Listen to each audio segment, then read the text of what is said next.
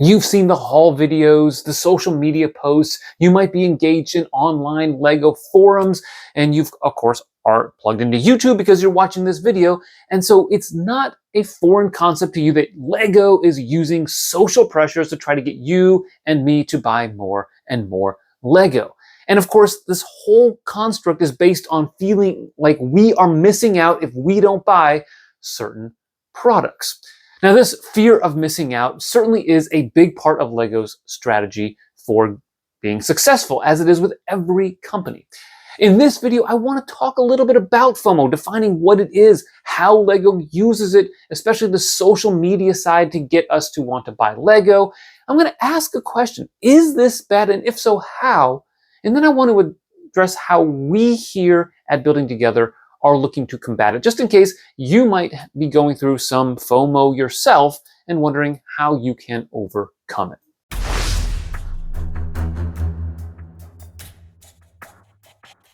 All right, so I'm going to get nerdy for just a moment because I am a social scientist, and while my area of expertise is not psychology, and it is politics, which we won't get into in this video, I do want to make it clear that there are some common threads among different social sciences with how people interact with one another. And so I think it's important to look at FOMO, which is a relatively new concept. In fact, I've linked down below to an article from the NIH from, I think, 2021 that is a literature review about FOMO and some of the consequences that it has on society.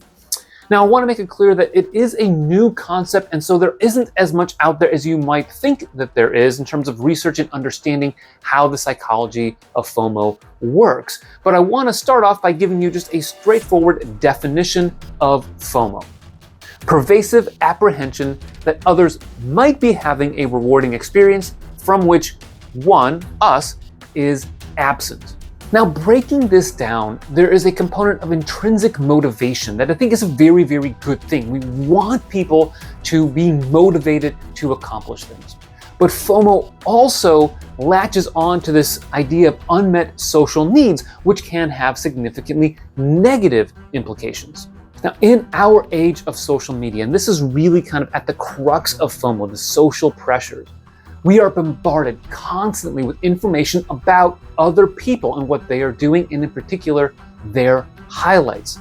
We oftentimes see what they're doing well. We don't see oftentimes the behind the scenes where they may not be doing so well. Now, what this does is it creates this uncertainty in our minds as to, are we doing enough? Are we good enough? Are we keeping up with the Joneses? And we're feeling that because we're seeing it all around us online. Now, this perception of missing out is then translated into some sort of compulsory behavior that gets us to try to purchase items, in this context, Lego sets. Now, looking through this NIH article, it shouldn't surprise you that FOMO is linked with a series of negative health consequences: increased anxiety, insomnia, general increase of health problems, and a decrease in general well-being. And those have, I think, serious consequences for society.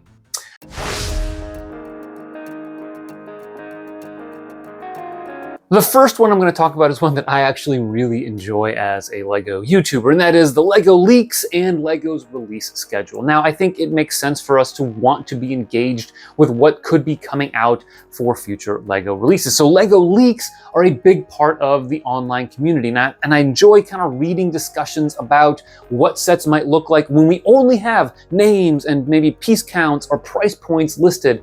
And of course, there's always the debate as to whether or not certain sources are reputable and whether we will actually see what they predict we're going to come out with.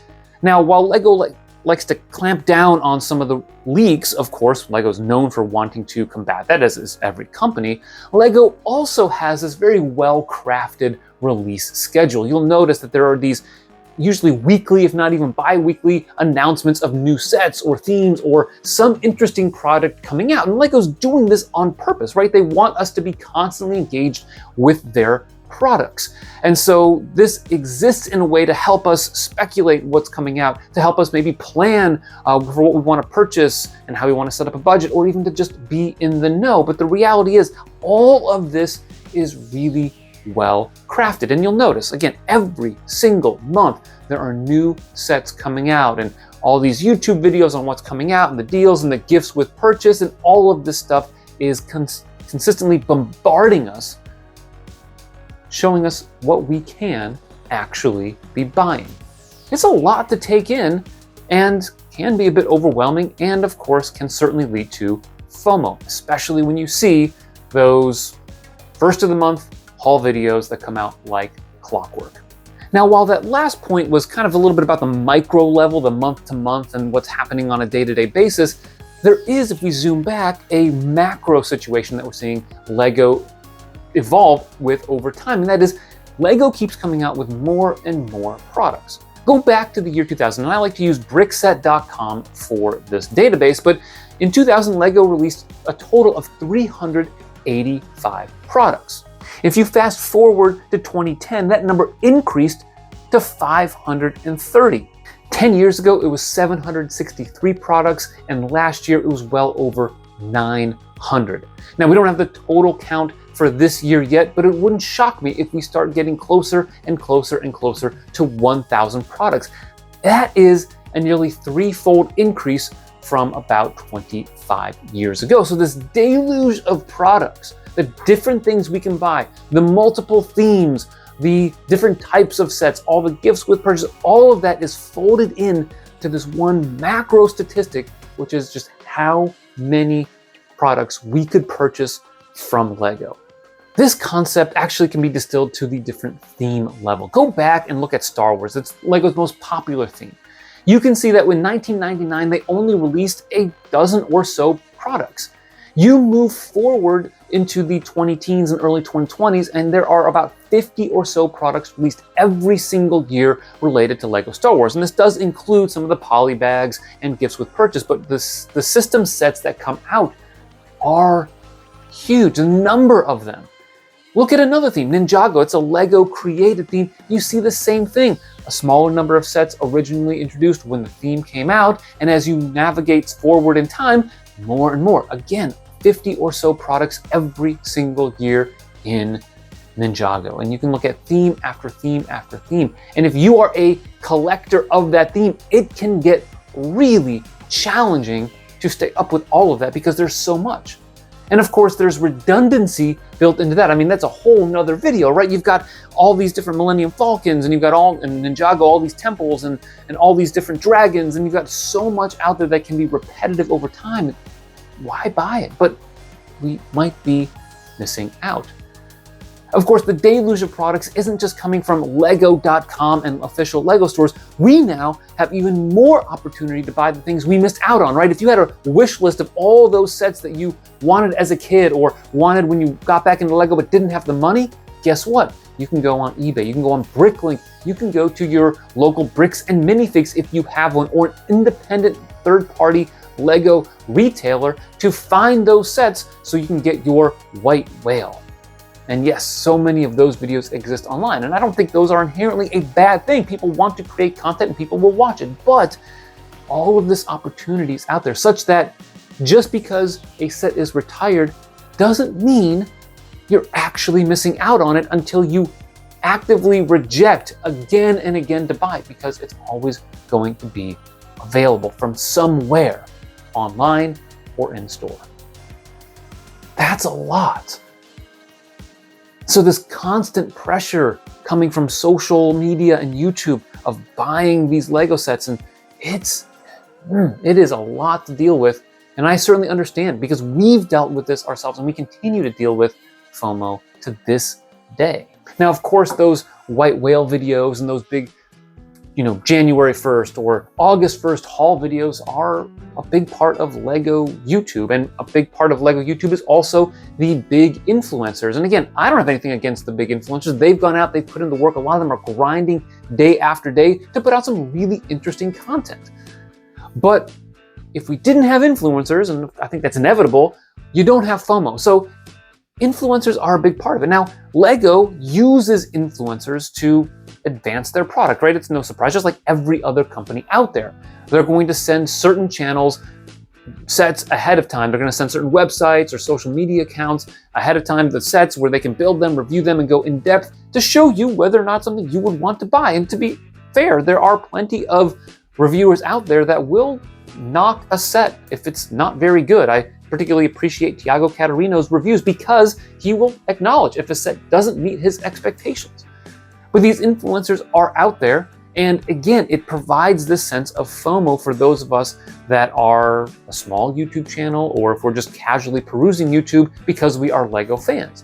The last one I want to mention is one that may be small to you, but it's actually kind of big for me in connecting with FOMO, and that is all these large displays that you see on YouTube videos or online, or you see conventions where people are collaborating to come up with a massive display, and I think those are really cool. And when we started our YouTube channel, I wanted to have a modular city, and I wanted to have a big medieval display, and I wanted to do something with Ninjago City. And then you realize, right, you crunch the numbers and the pieces it takes and the amount of money it costs, and you realize, okay, that's probably not going to happen here because we lack the space or the time or the money or whatever it might be, because hey, we've got full-time jobs and we've got kids and other community responsibilities. So the reality is people, when they do it full time or when they collaborate with a bunch of other builders, we get a distorted view of what it actually takes to put these things together. And I think there are some solutions for that that I'll mention a little bit later on, but it's important to keep in mind that you can do other things than massive displays.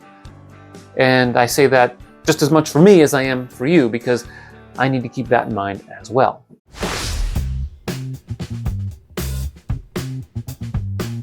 Now, I noted earlier that there is a link between FOMO and negative health consequences, and that NIH article goes through some of that. And I do want to note that as a social scientist, that this is not settled research, right? They are going to continue to research how FOMO works and how we can combat it and what are the direct links between FOMO and some of these health concerns. It's not like a hard science where I could take my daughter's Cookie Monster minifig here and let go of it, and we all know what's going to happen, right? Gravity takes a hold, right? Newtonian physics.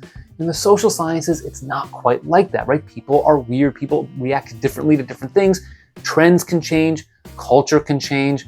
All those things are not 100% set in stone. So I want to address now how we can start combating FOMO. Now, the NIH article does mention screen time is a big part of FOMO, and I don't think that would be a surprise to any of you watching this video. And in fact, I do acknowledge that there is a little bit of irony with me making a YouTube video talking about FOMO and how we can break from it as you are engaged with a screen. But I do think setting limits on screen time, and that doesn't have to be just for your kids, even for us as adults, can help break out of FOMO. But there are some other strategies that we can use. I mentioned before how I love huge displays. If you really like large displays, then work on collaborating with somebody so you can maximize your collection and maybe some other people's as well. To do that, you might want to join a LEGO user group, a LUG, which might coordinate a convention and give you an opportunity to mesh your collection with somebody else's that are interested in building the same kinds of things. Another strategy is building smaller items to take advantage of your collection. If you've got a bunch of old pieces that may not be as modern as 2023, 2024 with all the new slopes and all that stuff, that's fine. Build something out of that. Make use of the pieces that you have, the collection that you currently have. Build smaller creations. I think one of the things that I'm going to challenge myself and our family to do is to build some smaller things. We don't have to have a massive medieval display. Instead, we can build small medieval vignettes or small displays similar to the Star Wars sets. In fact, I'd love to do that with some Lord of the Rings sets. Of course, some other options are to try to unplug from time to time. If you get yourself caught up in haul videos and it determines your urge to go out and buy more and more LEGO to the detriment of your budget, stop watching haul videos or rein that in. Of course, you can also deal with FOMO by setting a hard budget and having an accountability partner, right? If you're like me and you love LEGO and your wife likes LEGO but isn't going to be excited about every purchase you want to make, that's a good thing because your spouse, your kids, your significant other, your parents can help check your FOMO ambitions, right? You can actually have an accountability partner to help you break out of FOMO. I think an important concept to keep in mind, and this is very relevant in the social sciences, is the concept of agency. right? You have the ability to make up your mind. The reason we don't have Newtonian physics laws in social science is because people can make up their own mind. Life is not always determinative. In fact, I don't think it ever is fully determinative, meaning that you might be trapped in FOMO, but you don't have to be. I'm not saying it's easy to get out of it, but know that one thing does not necessarily lead to the other time and time again.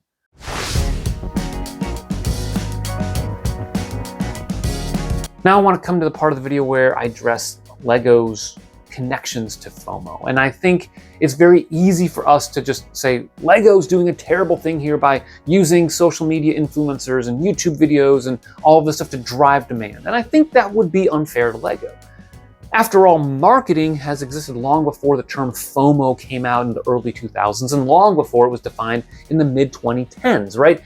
FOMO has this social media construct, but marketing and companies trying to get you to spend money on their product has always been around in the modern economy. And I also would want to add that it's not necessarily a bad thing, right?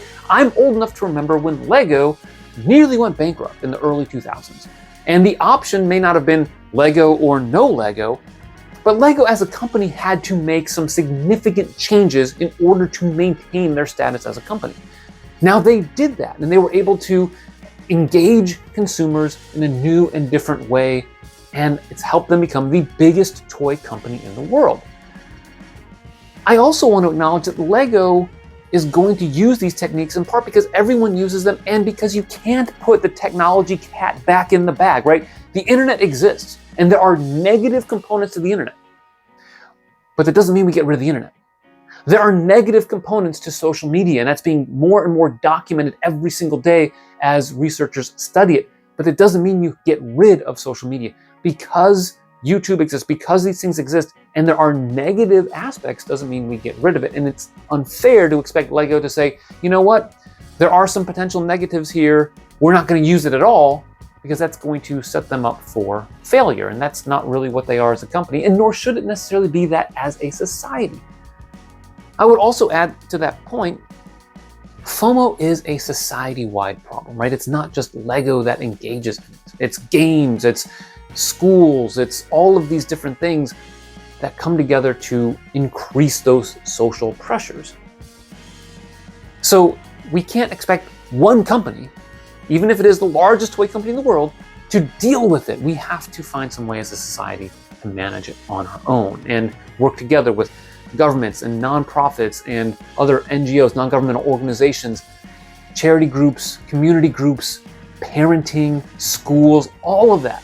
It's going to take a lot of different things to overcome some of these new problems introduced by the rapidly advancing technology that we see today. I also don't want to lose sight of some of the positive aspects that our hobby has, right? Lego is associated with increase in spatial awareness and problem-solving skills. And there's even some research that shows that it can help autistic kids overcome social anxieties. I think Lego helps you manage a project from start to finish. I think it provides a rewarding experience when you complete something, whether it's a new set or a creation that you've been working on for quite some time. I think that there's so many good things for us that we can't lose sight of that. Even if we know that their object is to make money, and even if you disagree with me on this, I don't think it's an entirely bad thing. But I think there's something to keep in sight in the big picture, and that is, how do we overcome FOMO? Now, if you've struggled with FOMO in the past and you've helped yourself overcome it, or people have helped you, comment down below some of those strategies.